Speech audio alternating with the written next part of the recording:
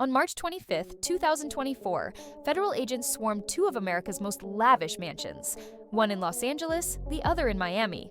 The target? Hip-hop mogul and cultural icon Sean Diddy Combs. As helicopters circled and officers hauled out box after box of evidence, the world watched it all go down. This wasn't just another celebrity scandal, it was a federal investigation into sex trafficking. And as the news exploded, one man was probably watching closer than anyone, a smirk playing on his lips. For nearly 2 decades, Curtis 50 Cent Jackson had been telling anyone who would listen that there was a dark side to Diddy's glittering empire. He'd dropped insults, launched diss tracks, and fought business wars, all while making accusations that most people brushed off as petty jealousy. But on that day, with the raids playing out on live TV, 50 Cent's long-running feud with Diddy crashed headfirst into a massive criminal investigation. This was no longer just hip-hop beef. For 50 Cent, it was the ultimate "I told you so." This is the complete story of how one of hip-hop's most notorious rivalries went from diss tracks and business wars to a saga of shocking allegations, and how Diddy's legal downfall became 50 Cent's ultimate weapon. To really get how we ended up here, you have to rewind to the early 2000s. Hip-hop wasn't just dominating the charts, it was the culture.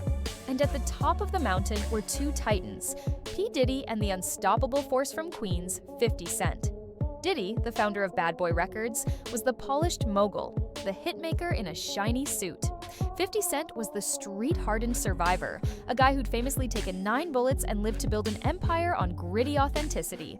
For a hot second, their paths actually crossed professionally. 50 even ghost wrote a track for Diddy, but any hint of respect soured in 2006. That's when 50 released a diss track called The Bomb, and on it, he leveled a staggering accusation. He implied Diddy knew who was behind the still unsolved 1997 murder of the notorious B.I.G. Diddy has always sworn he had nothing to do with it, but a line had been crossed. This wasn't a rap battle over who was the better artist anymore. This was a public accusation of being tied to the death of a hip-hop legend. The foundation for nearly 20 years of bad blood had just been laid. But the beef wasn't just on wax, it was also fueled by a really weird vibe that 50 Cent never let go of. In a now infamous interview, 50 claimed Diddy once made him super uncomfortable by offering to take him shopping. To 50, the offer just felt off, like something a man might say to a woman, and it cemented his view of Diddy as someone he couldn't trust. Diddy later laughed it off, but for 50, it was just another piece of evidence in his growing case against the bad boy mogul. The jabs were no longer just in the music, they were getting deeply personal. If the diss tracks were the opening shots, the war for market dominance was where things got serious. The battleground wasn't the airwaves, but the top shelf of the club, premium vodka. In 2007, Diddy hit the jackpot with a huge partnership to become the face of Ciroc vodka. With some brilliant marketing, he turned Ciroc from a pretty unknown brand into the drink you saw in every music video and club, making hundreds of millions in the process. Seeing that success, 50 Cent made his move. In 2014, he jumped in as a partner and spokesperson for Effin' Vodka, a direct competitor. What came next was a masterclass in trolling and guerrilla marketing, mostly run by 50 Cent. He launched a ruthless social media campaign against Ciroc, which he loved to call puffy juice. He told everyone Effin' was the better vodka, made from wheat instead of grapes like Ciroc, with less sugar. 50 said his reason was simple. My corner is over here, your corner is over there. I gotta make sure my corner feel cooler. And he was brutally effective. He posted memes, cracked jokes at Diddy's expense, and used every single chance to attack his rival's biggest moneymaker. 50 later claimed that behind the scenes, Diddy was trying to sabotage his business. Whether that's true or not, it just added more fuel to 50's fire. This wasn't just about ego anymore. It was a multi-million-dollar war for cultural supremacy, fought one bottle at a time. For years, the beef between 50 and Diddy was mostly seen as entertainment, just two rich guys trading public blows. But in November 2023, the whole story changed, and it changed for good. The reason? A bombshell lawsuit from Diddy's former long-term partner, the singer Cassandra Cassie Ventura. Filed under New York's Adult Survivors Act, the lawsuit was filled with horrific claims of rape, physical abuse, and sex trafficking that went on for a decade. Cassie alleged that Diddy controlled every aspect of her life, drugged her, and forced her to have sex with male sex workers while he filmed it. The details were sickening and painted a picture of a man who wasn't just a rival, but a predator. Just one day after she filed it, Diddy and Cassie settled out of court for an unknown amount. But the damage was done. The shocking allegations had shattered Diddy's carefully polished public image. For 50 Cent, this was the moment he'd been waiting for. He immediately started posting about the case, not with some big celebration, but with a clear, "I told you so" attitude. When brands started dropping Diddy after the lawsuit, 50 joked online that he'd be happy to buy them. Cassie's lawsuit was the crack in the dam. In the months that followed, other civil lawsuits piled up, with more and more accusers coming forward with their own stories of abuse. The old hip-hop beef had now officially spiraled into a massive legal crisis for Diddy, and 50 Cent was right there, making sure every single allegation was front and center. The story is far from over, with legal battles still unfolding. What do you think about 50 Cent's relentless campaign against Diddy?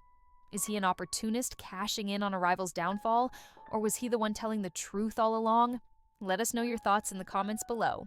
And if you want to stay on top of this and other major stories in music and culture, make sure you subscribe and hit that notification bell. If the civil lawsuits were a storm, the events of March 25th, 2024 were a Category 5 hurricane. That day, Homeland Security agents raided Diddy's massive homes in Los Angeles and Miami. This was the moment things went from civil court drama to a federal criminal investigation. News reports quickly confirmed the raids were part of an ongoing sex trafficking investigation. As the world saw images of federal agents detaining Diddy's sons and seizing evidence, 50 Cent's response was fast and vicious. He posted on social media, "Now it's not Diddy do it, it's Diddy done. They don't come like that unless they got a case." This was the ultimate weapon 50 had been waiting for. For years, his attacks were just words. Now, they seem to be backed up by the full power of the US government. He didn't just gloat, he launched an all-out media assault. He posted AI-generated memes, endless jokes, and commentary that positioned him as the one person who'd been right from the start. But 50's strategy went way beyond social media trolling. He announced that his production company, G-Unit Film and Television, was making a documentary series about the allegations against Diddy. In a brilliant move, he also said that all proceeds his company made from the doc would go to victims of sexual assault. The docu-series, which sparked a bidding war won by Netflix, will have 50 Cent as an executive producer. This wasn't just about settling a score anymore, it was about controlling the entire narrative. 50 Cent was remaking his image from a rival into a crusader for justice, making sure his version of the story would be told to the whole world.